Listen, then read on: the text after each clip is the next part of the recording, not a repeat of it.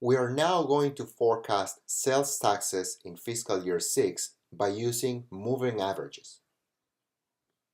Just like we did before, we're going to be using these 5 years of information to try to predict a number for fiscal year 6. The moving average involves using a simple average, but the question is how many periods are going to be included? Well, that is up to the budget analyst to decide based on the information that they have, but also the strategy that they have when preparing the forecast. For the purposes of explaining how this method works, we're going to calculate a 2-period average and a 3-period average.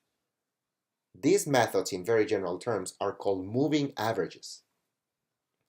So we are going to obtain a number for fiscal year 6 when we use a 2-period moving average, and another number for fiscal year 6 when we use a 3-period moving average. To explain you how the method works, I created this simple chart.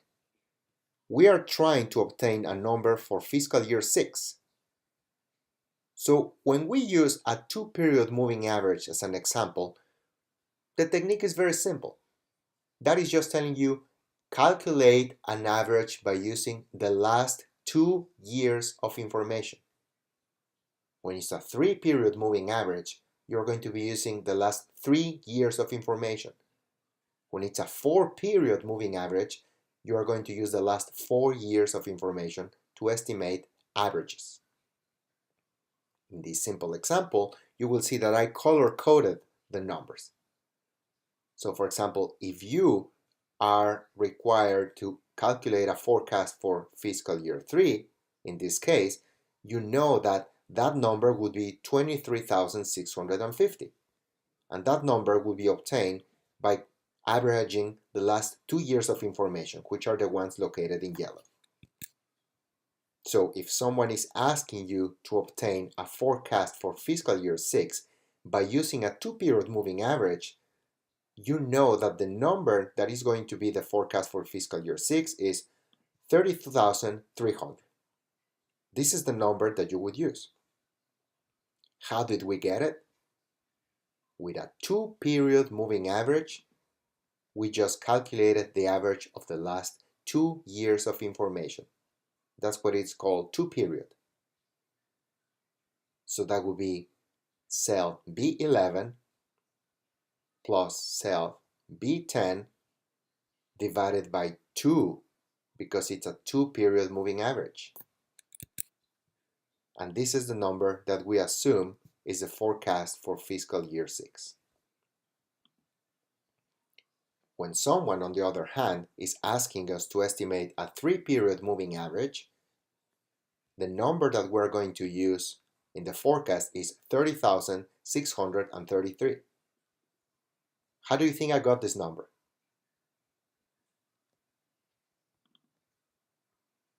This is the average of the last 3 periods of information.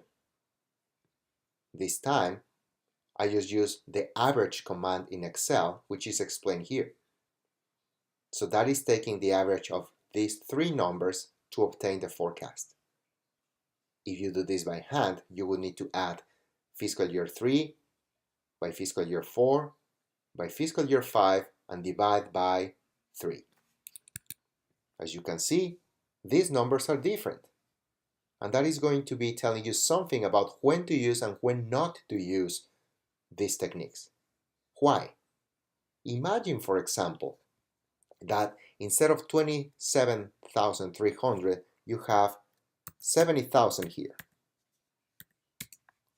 See? By doing this, your 3-period moving average changed drastically. If this is an outlier, the effect of this outlier would be affecting your forecast. Now, it is up to you to decide whether you want to include an outlier number in your calculation or not. The message here is that when you include atypically high or atypically low numbers in a forecast involving averages, you're going to have a bias.